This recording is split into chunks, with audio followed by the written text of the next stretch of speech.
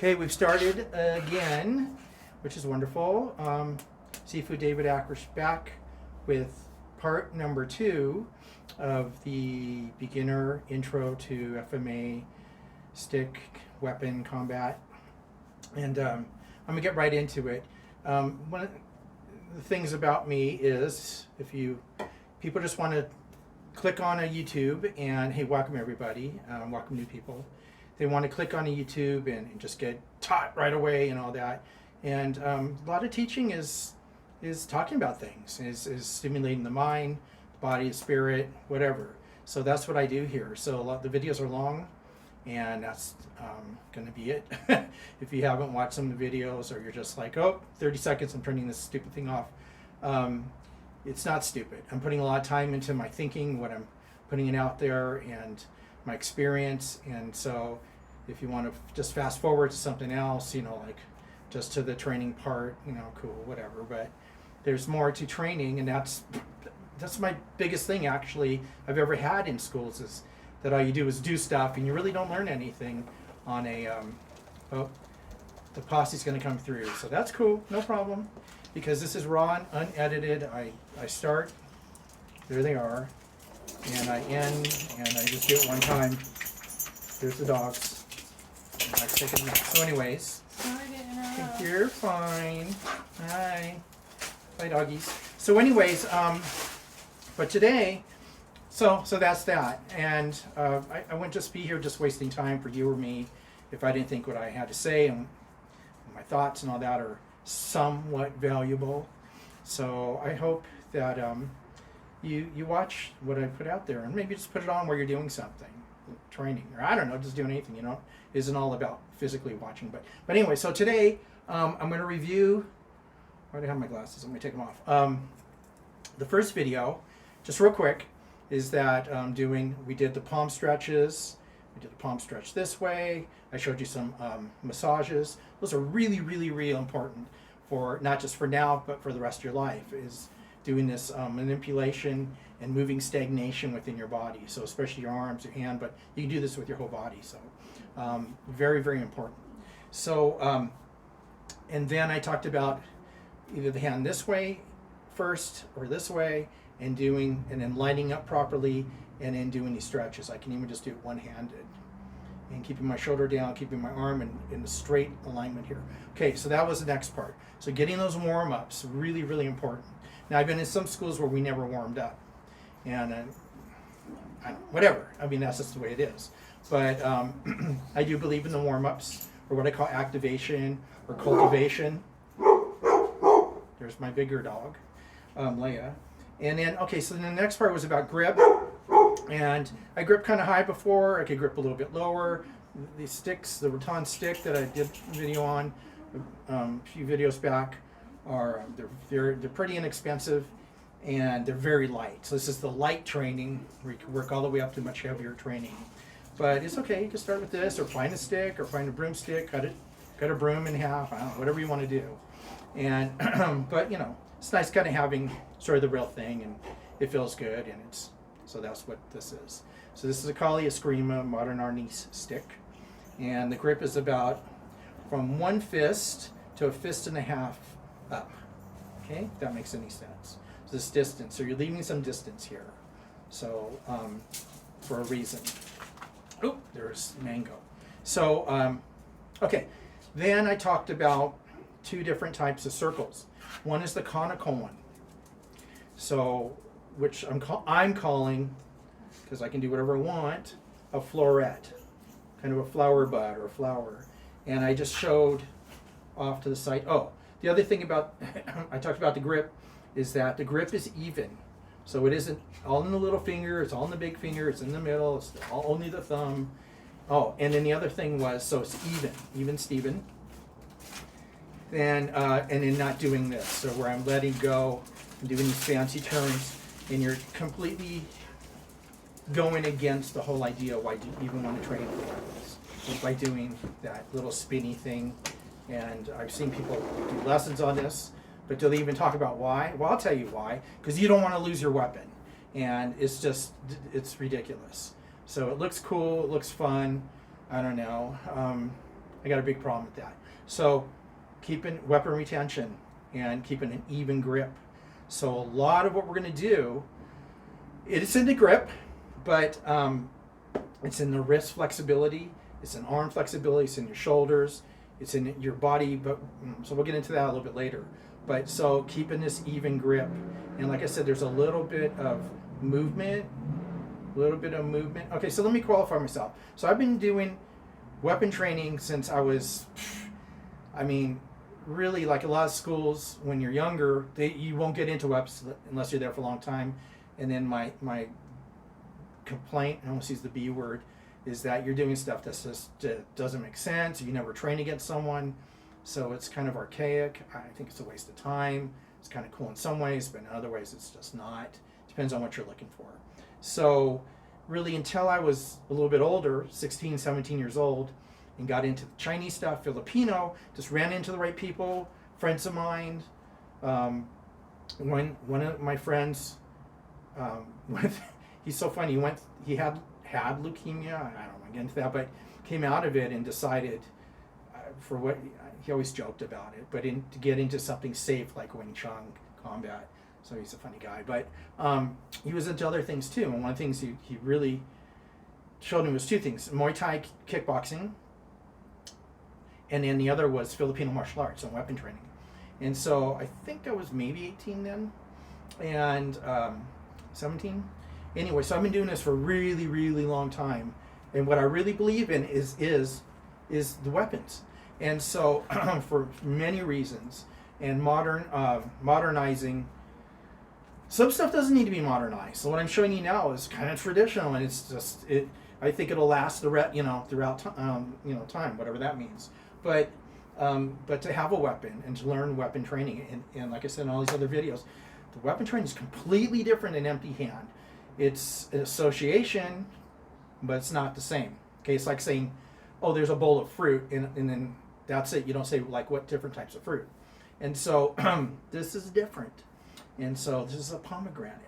And so anyways, that's qualified me a bit. I've been through a lot. I've had a lot of teachers. Just for some reason, I've been through a plethora of different types of teachers and different types of systems. And so, which has been great. Some been for I would say for a couple of days. Some people I've known for a couple of days, but I absorbed really fast. So I'm like, some things I like, some things I thought were completely ridiculous and would never work, and that's a big problem with me. So we'll get into some of that too, talking about things that are just too complicated, and it looks cool. I call it a theoretical, but theoretical doesn't help you in life and death. So anyway, so here's the grip, and there's a little bit. So I'm keeping everything in alignment. I'll go like this. Kind of looks like a vertical punch for us kung fu people. And then there's a little bit of wrist, but I would never go like this. And I said, if you're gonna go like this, at least don't let your fingers drop down. But don't. For me, no. It is one of my nevers. So there are some nevers in my thinking, and that's one of them. And so I'm trying to get through level 1 real quick here, review. And then so anyways, and then. So this makes this much harder. It's easier to go like this and look cool, where I'm letting go. And my other weapon up there. And letting go, and it's just twirling, but that's not it. So that's what makes this difficult. And here, I'm doing the other side. So I'll do a smaller circle. Now, before I get into the other circle, and we're going to call this a florette, is that here's an exercise that you can do. So we're going to do 5. One of them is 90 degrees. This is my right. Then I'm going to go 45 degrees between center line. Okay, so there's 90, and right in between I'm going to make a circle here. And I'm going clockwise. And then I'm going to go in front of me. Then I'm going to go 45 degrees to my left. Then I'm really crossing over, and I'm keeping my left hand away from my weapon, because this could be a live weapon. And then I'm just going to follow the same path back. I'm doing 3 circles each, and I'm going clockwise. Now I can go counterclockwise and do the same thing. And I'm going kind of fast, so we're going to go kind of slow. Make the circles, and then all the way over here. I'm crossing over to the left, back to 45 degrees, center, 45 degrees, this way. So if I was poking through the center of that circle that I'm making, it looks like this. It's 45 degrees to my center line. Okay? 45 degrees. Don't worry about the waist and all that. Just relax your shoulder, relax your elbow down. Don't bring it up. And just work on your hand flexibility and your connection, your hand to the collie stick. And then here I'm going on this side. Now everything we do is a strike, it's a counter. I have 12 different applications of just this, of the Florette. Okay, so I've done them both. I didn't finish this way. So here, and I'm going counterclockwise. So I'm taking 3 circles and continuing the circles. Counterclockwise, counterclockwise, counterclockwise, counterclockwise, counterclockwise, and working my way back. So those are the 5 circles, 5 rings. Then you can do either way, and then do your left hand also. And as far as your other hand, your live hand, or your hand that's may get in the way, some people put it on the chest. I don't like that, but you can do that. You can just keep it close to you, like in Chinese, like in Wing Chun, like a Wu hand sort of thing. You can sometimes I put my hand just touching my other arm, especially when I'm working with a live blade. I know where this hand is at. So those are 2, 3 different things you can do. Hand here, even low, or even touching your weapon hand. Okay. So the other circle was a circle that's vertical. So if you just try to do a vertical without allowing your, for instance, movement within either your arm or your body, it's not going to be vertical. So I didn't do a very good example the other day. I was trying to do it pretty fast, and it almost starts turning into this. We don't want this. We want it to go vertical. Vertical. So we're flowing with our body. So I can turn all the way and make it a bigger circle. Or one thing I can do is bring my arm in and then back out. So I'm bringing my elbow in. So it almost looks like in Wing Chun where you're doing the ton cell practice. I'm moving. So one of my sayings is, you move around the weapon. You don't make the weapon move for you. So you're flowing around. So if I want this to go this way, I get out of the way, or get out of the way. Especially when I do the Japanese katana, is you get out of the way. But same thing here. I'm getting out of the way of what I'm trying to do. Now, 2 different circles here. Well, let's actually go back. So let's look at the first one, which is forward, and I'm doing 2 circles. This is we're going to call this, and I'll do it this way. Is right at this 45-degree position within the circle. We'll call it one of the strike nodes. So cracking someone in the arm, in the head, whatever, just something right here.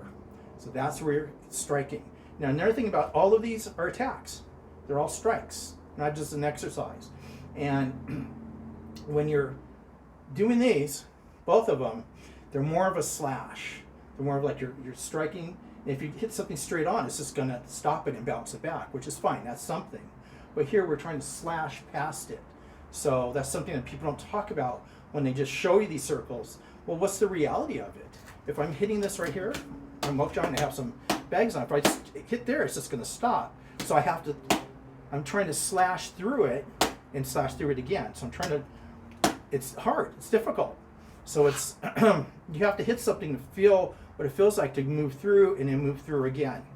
So, or you strike something and it moves, and then you're able to maybe let's say you strike an arm, it knocks the arm down because of pain, and you're able to come over and we'll just say hit the shoulder. So that could be the double strike.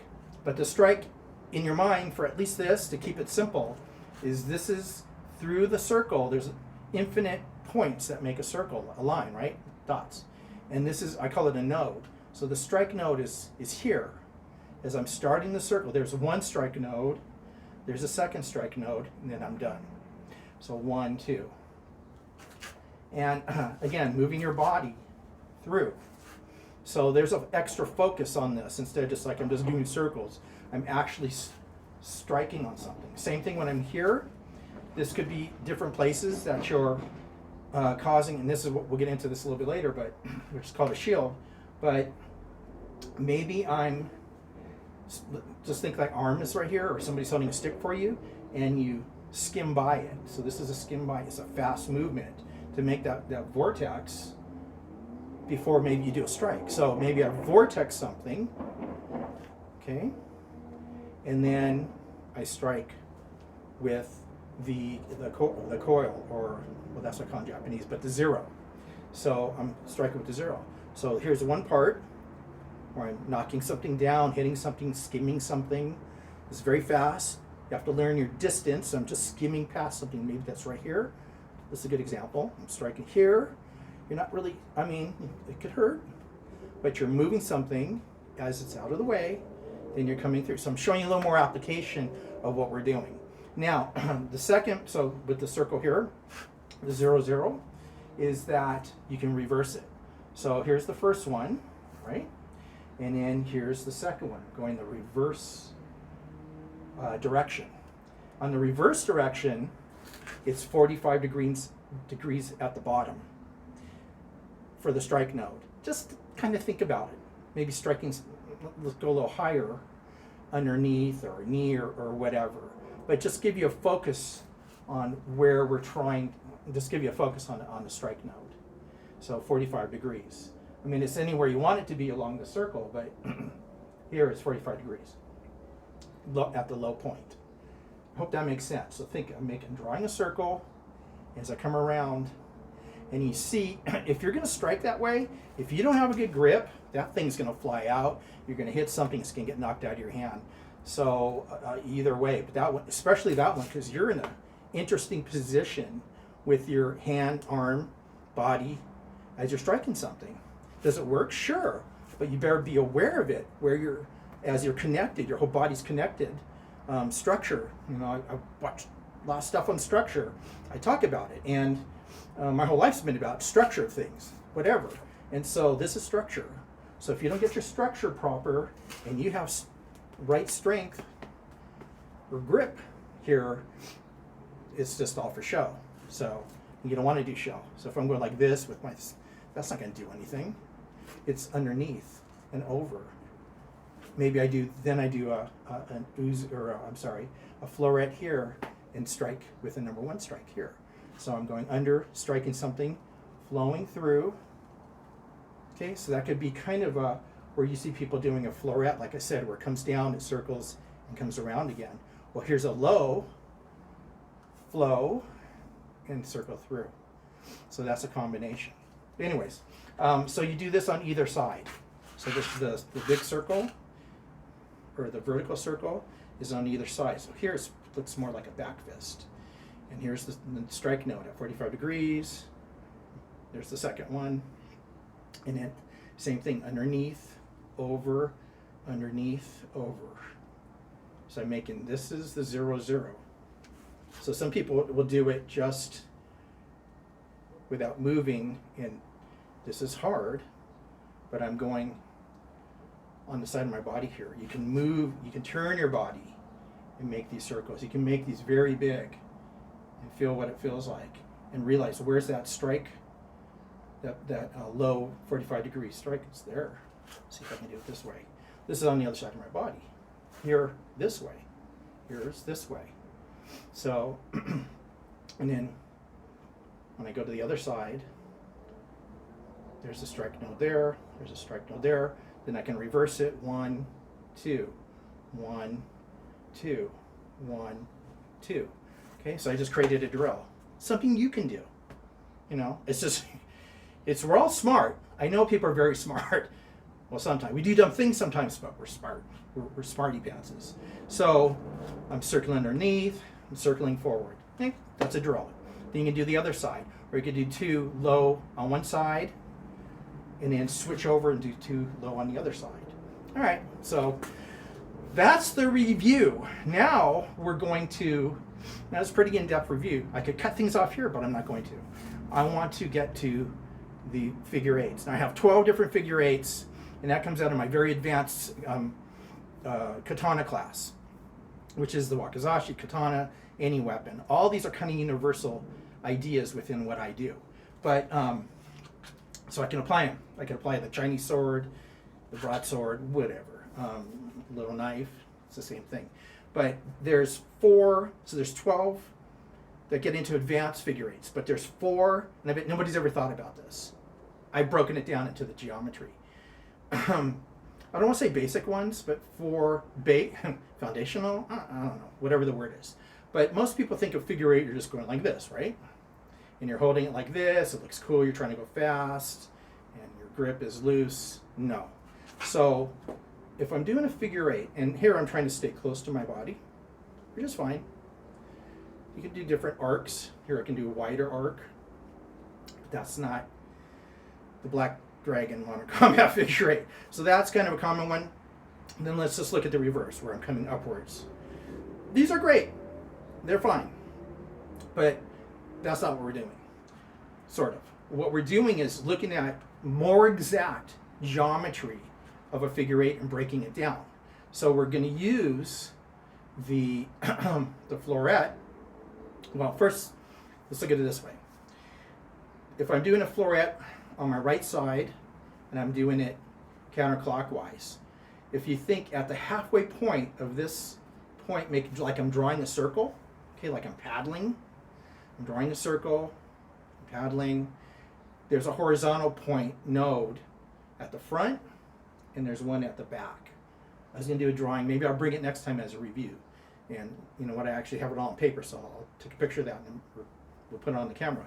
But anyways, so if, depending on which node I drop out of on this horizontal line that cuts this circle on the cone, okay, the tip of the cone, think you're painting I tell people, think there's a wall right here, and this is the paintbrush, and you're painting a circle. So I'm painting a circle one way, or I'm painting it this way. I'm dipping in the ink, and I'm going like this, okay? So if I paint the circle at the halfway point before it drops down, and a halfway point over here before it comes up, if I'm going, hope you're following me on this, on counterclockwise, then I'm either, if I, at this point, I can drop down and I'm following the point on a lower arc. But when I come to this back point or node, which I call an exit entry node, and then I go 45 degrees from that node. So here it is. I'm going to do 2, and right when I hit that node, I'm going to cut across 45 degrees, and then I'm going to do my 2 zeros across my body this way. Now, when I get to the second 0, there's the same point on, this is counterclockwise, and this is the florette. So I'm going to hit that point, then I'm going to do 2 florettes on this side, 1, 2, so it's really 2.5. Then the point's back here, and it's going to cross in front of me to make 2 zeros.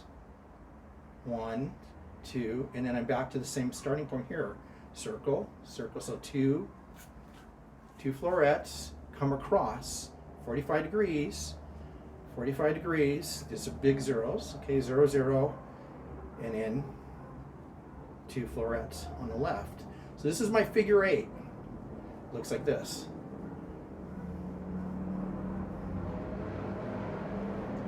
So so what it is 2 circles, 2 florettes, counterclockwise on the right. I'm coming out of it, and I'm crossing to make the figure 8. And then I'm doing 2.5 zeros. Then when I get to here, because I could just keep going over and over, I want to come out of it. So this is where you start really feeling the wrist, and you're making a change of direction.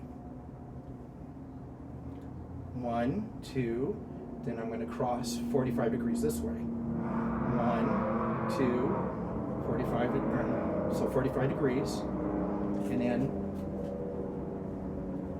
making my florette my 0. So you can just practice that one side. Here's one side, and I'm coming out of it from the back over the top, which is heaven. Okay, this is heaven. Then I'm circling counterclockwise on the left. Then I come out of this point, protecting myself from one angle, striking, whatever, it doesn't matter, to the other, and flowing through with 2 zeros. Then when I get to this point, I start again. So here, right when you get here, there's this change of energy from here to making the florette. That's what makes it difficult. So here, you're just flowing through, I'm swinging and I'm swinging. Then I have to change, make that change, and then once again come out of this at a 45 degree. This is an Abiniko. This is a fan movement, a type of Abiniko. And there's 2 Abinikos in the 0. There's the top one, in which I was showing you, then there's the bottom one. So from here, if I'm just going from here and up, that's a earth Abiniko. And if I keep going in a circle over and over, I'm going heaven, I get to here, earth. But now we're going forward. So heaven, and then this movement backwards, the bottom part of this 0 is earth. So heaven, earth, heaven, I get right down to here, then it becomes earth.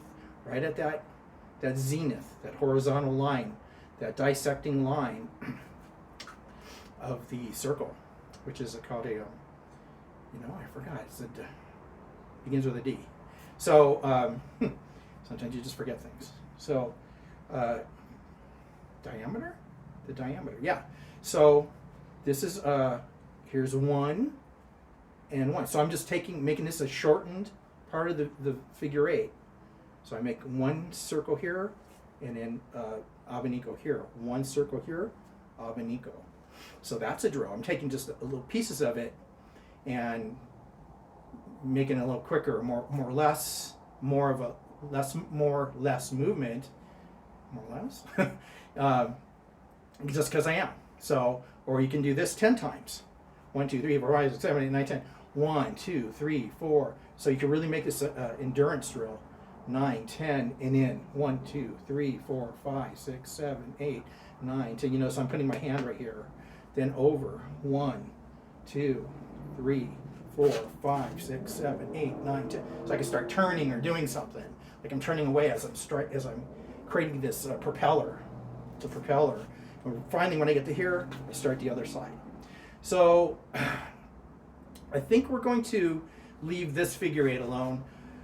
I was going to try to get a lot more done at once, but I'm not going to. So we'll do the other figure 8, I think, in the next few videos. So I'll take you through all 4 of them.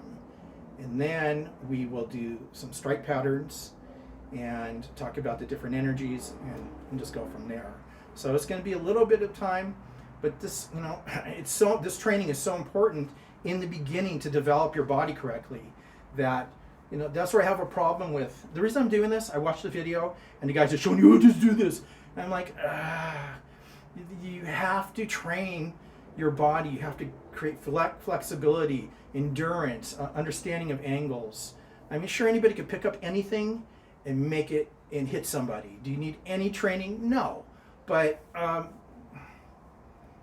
training helps. And if you become more, what makes somebody better than somebody else sometimes in a sense is that they've trained, they have accuracy, they know where things are going, they know what they're looking at, they see somebody sloppy and understands where the holes are at. So that's what this is about. This is training your mind, your body, your eyes, again, the flexibility, proper grip, and when I'm doing this, I'm really kind of just becoming part of the weapon and using more of my arm, my shoulder, my elbow, my forearm to guide and not.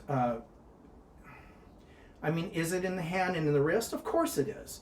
But the more I do this, I wouldn't want to just go. That hurts. So if I feel like it's coming from a different place where I'm more connected and not just trying to do an arm or a strike with just hand or arm or wrist, which is fine. And trust me, it's part of what I do, is just do a quick, and we're going to talk about that.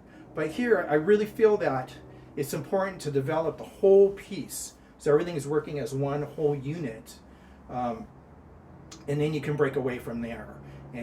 But this takes strength. This takes wrist strength. Some people don't have it. We don't do a lot of in life. We're not doing agriculture. We're not using like a hoe or a rake, or I mean, not everybody. Okay, there's people are, so don't yell at me. But I'm just saying, in general, it isn't something we're doing all day. We're not farmers, and which all this came from, and so we have to develop it. We have to develop it because this is just where we're at, in a certain way. So this foundational understanding of geometry, of energies, of strike notes, of flexibility, of chi flow, blood flow, is really, really important. So that's why we're doing this. So why I'm doing this and presenting it. So this is a big part of my much deeper parts of weapon training and everything. But this is what I do every day. So if I do it, I think it's important that other people do it. And so I don't just drop and go, I don't need to do that, I'm above that. That's BS.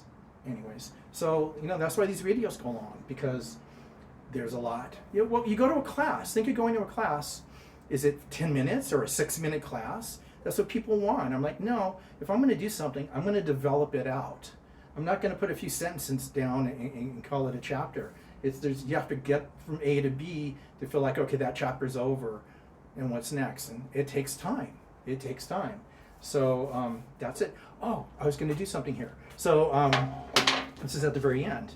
But this is a cold steel training wakizashi, which is the shorter of the katana. It's the katana's little brother, in a sense. And then you have like a sword, or I'm sorry, a little dagger, tanto. But anyways, what happens with this is you suddenly have an idea of where the blade side is versus where the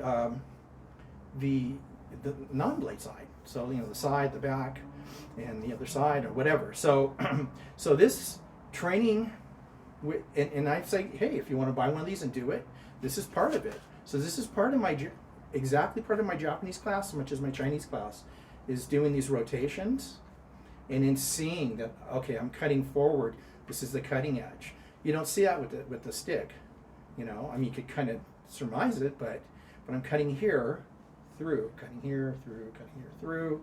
Then I'm using the side here. So I'm not cutting, but I'm using the side to do the deflect, or not, or I can cut through on the Florette. Since it's Japanese, I'm going to call this the uzu, which means vortex in Japanese. And then I'm cutting across, a forward cut here.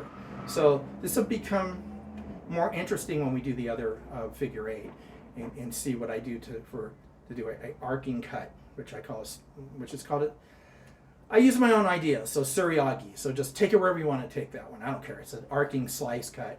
But anyways, so here it's cutting this way, especially when we do the zero, or what I call maku, a coil. Okay, that means coil in Japanese. So I got the Japanese sword, I'm going to say the Japanese term. So the coiling forward. Okay, and then underneath, I'm cutting. It's the cutting edge. 45 degrees there. I'm flipping over. So this is where you really start seeing the difference of just using a stick, and then we're getting into a semi-live weapon. Is it suddenly go, oh, where is the blade? So this changes things when you're working with a training weapon that gives you perspective and location on the weapon itself. So I put it up here, so I wanted to be able to show that. So these are cool. It's a training wakizashi, by Cold Steel. I believe in Cold Steel. Hope they believe in me. Anyways, I hope you're doing great. Subscribe. Well, you're already, I don't know, whatever. I'm so tired of people saying that crap. So, people are smart. They know what to do. If you like it, subscribe. If you don't, subscribe anyways. Anyways, so I'm going to get back to my training, and any questions, let me know. I hope you like this. I'm just about to put this up, and I'm going to keep the momentum going. I'm on break from my work, and so I'm going to try to get out as many of these training videos as possible. So tomorrow I'm actually going to do the other side of the figure eights, okay? The second one. Second and third, actually, because I count one side and the other. Well, okay, anyway, it doesn't matter. So make sure you do things left-handed. Make sure you get the stretches in. Relax, massage, cool down, you know. Don't hurt yourself, don't hurt anyone. Be careful what you're striking, where you're working around. And this ain't a game. So we're training with weapons, and it's much less of a game than anything else. Weapons, well, weapons are weapons, so they can hurt and or worse. So please be very careful with this. Anyways, I'm here if you need me. If you don't, I'm still here. Okay, have a nice evening. Take care. Bye-bye.